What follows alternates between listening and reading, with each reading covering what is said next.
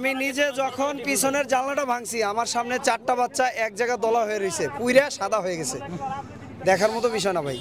আমার কথা হলো যদি আপনারা প্রশাসনের চাপে পড়ে সঠিক তথ্য দিতে না পারেন, আমরা তো বলতেছি এখানে দাঁড়ায় বলতেছি 150 স্টুডেন্ট মারা গেছে, আমাদেরটা তো আপনারা একবার বলেন না যে ছাত্রদের দাবি 150 মারা গেছে, আপনারা এই কথা একবারও বলেন নাই। আপনারা সকালে বলছেন, আজকে সকালে বলছেন, কালকে পুরো দিন বলেন না।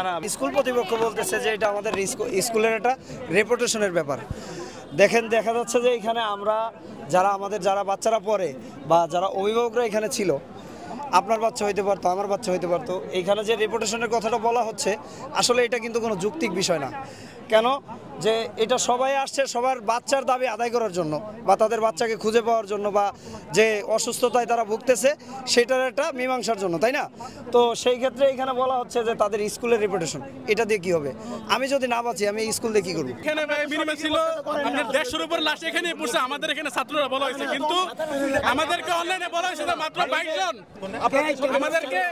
আমাদেরকে অনলাইনে বলা হয়েছে মাত্র 22 জন। কেমনে এখানে স্পট ডেট হইছে 50-80 জনের উপরে। 150 কথা শুনে ওনার সামনে মাইক্রোফোনটা নিয়ে আসছেন, আপনারা এখনো রিপোর্ট করেন নাই। এই যে আপনারা কালকেও ছিলেন এখানে, কালকে দেখলাম সব কিছু দেখছি আমরা বাসা থেকে। আমি বলে একটু শুনুন কি অবস্থা, ওরা তার কোনো প্রতিবাদ করে না।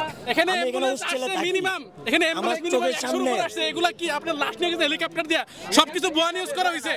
আপনারা সাংবাদিক কেন আপনি রাজনীতি শুরু করছেন? দিছিল ও যখন সাংবাদিক ডাক দিছে আরে সেনাবাহিনী ধাক্কা দিয়ে বলে এখানে কোনো ভিডিও চলবে না। জিজ্ঞেস করেন আমি একটা ক্লাসে সর্বনিম্ন আপনার 60 থেকে 70 জন স্টুডেন্ট থাকে এই প্রাইমারি সেকশন এগুলোতে।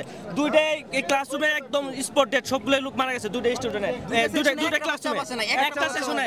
আপনার একদম এই যে ছোট বাচ্চাদের এরকম সাদা মাংস, এই যে দুইটা ক্লাসরুম, এই দুইটা ক্লাসরুমে একটা বাচ্চা বাঁচে না, টিচারও বাঁচে না।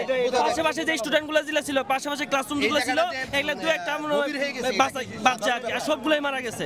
আমার ভাই মারা গেছে, আমি আসছি, আমার ভিতরে ঢুকতে দেয় না, সাংবাদিকরা ঢুকতে দেয় না, ভিডিও করতে দেয় না। কেমন উনি স্কুলের ফর্মালিটি নিয়ে আছে, আমার যে ভাই মারা গেছে কৈফিয়ত কে দিবে?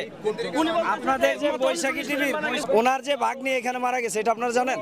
হ্যাঁ, তাহলে ওনার যে ভাগ্নি মারা গেছে সেও তো স্কুলেই পড়তো, এখান থেকে মারা গেছে না?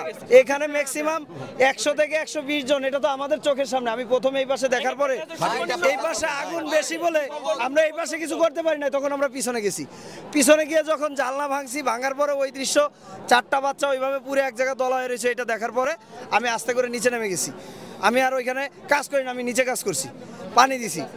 যে এই যে আপনারা যে জিনিসগুলা আর আশেপাশে যারা ছিল বা প্লেনের নিচে যারা পড়ে গেছিল, আপনারা এই লাশগুলো কি করছেন? এগুলোকে হাড্ডি ভাঙে গলে গেছে প্লেনের চাপে? এটা কোনোদিনও সম্ভব?